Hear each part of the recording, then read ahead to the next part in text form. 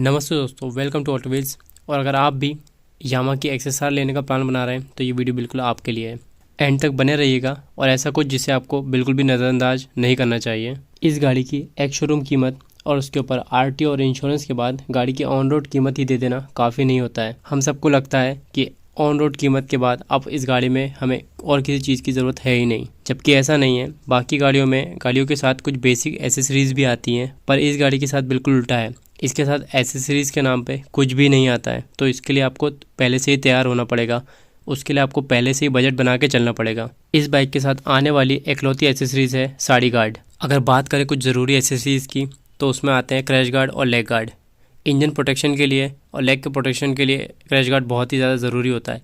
अगर आप basic crash guard भी लेते हैं तो भी वो आपको 700 से 800 रुपये का पड़ेगा, और अगर आप अच्छी क्वालिटी पे जाते हैं तो आपको वो 3000 से 4000 तक का मिल जाएगा। इसके बाद आते हैं फुट रेस्ट और ऑयल कैप कवर। अगर आप नहीं चाहते कि कोई आपके साइलेंसर पे बार बार पैर रखे और उसे ख़राब करे तो आपको फुट रेस्ट ज़रूर लगवाने चाहिए। और अगर आप नहीं चाहते कि आपका ब्रेक ऑयल्स के जो टैंक हैं उसको किसी तरीके का कोई नुकसान हो तो आपको ऑयल कैप कवर ज़रूर लगवाने चाहिए। इस बाइक के साथ एक प्रॉब्लम देखने को मिलती है कि इसके साथ कोई भी ग्रैब रेल नहीं दिया हुआ है, तो इसलिए आपको एक एटलीस्ट बेसिक ग्रैब रेल तो लगवाना ही पड़ेगा, जो कि लगभग 700 से 800 रुपये का आ जाएगा। और अगर आप अच्छी क्वालिटी पे जाते हैं तो आप 1500 से 2000 के बीच भी उसे ले सकते हैं। और अगर आप ग्रैब रेल के साथ पिलियन के कंफर्ट को भी ध्यान में रखना चाहते हैं तो आपको बैक रेस्ट लगवाना चाहिए।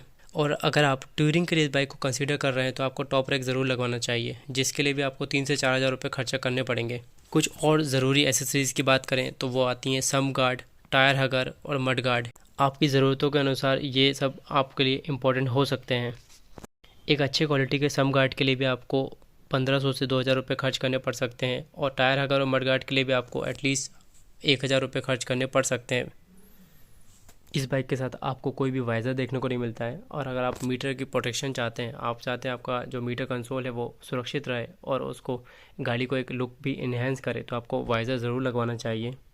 ये बाइक ऑयल कूल है, इसलिए इस बाइक में रेडिएटर आता है और आपको रेडिएटर गार्ड ज़रूर लगवाना चाहिए। ये बहुत ही ज़रूरी एसेसरीज़ में से एक है। ये सब एसेसरीज़ आपके हिसाब से ज़रूरी हो सकती हैं। आपको जो भी इंपॉर्टेंट लगे आप इस एसेसरीज़ में से वो चीज़ लगवा सकते हैं। फिर भी आपको एक चीज़ मान के चलना चाहिए कि आपकी जो गाड़ी की ऑन रोड कीमत है उसके बावजूद भी अगर आप बेसिक एसेसरीज़ भी लगवाते हैं तो भी आपको एटलीस्ट 10,000 रुपये तक खर्चा करने पड़ सकते हैं। और अगर आप एक बहुत ही अच्छी क्वालिटी की एसेसरीज़ लगवाते हैं और आप इन सबको इसमें इंक्लूड करते हैं तो भी आपको 20,000 रुपये तक का अपना बजट बना के चलना चाहिए।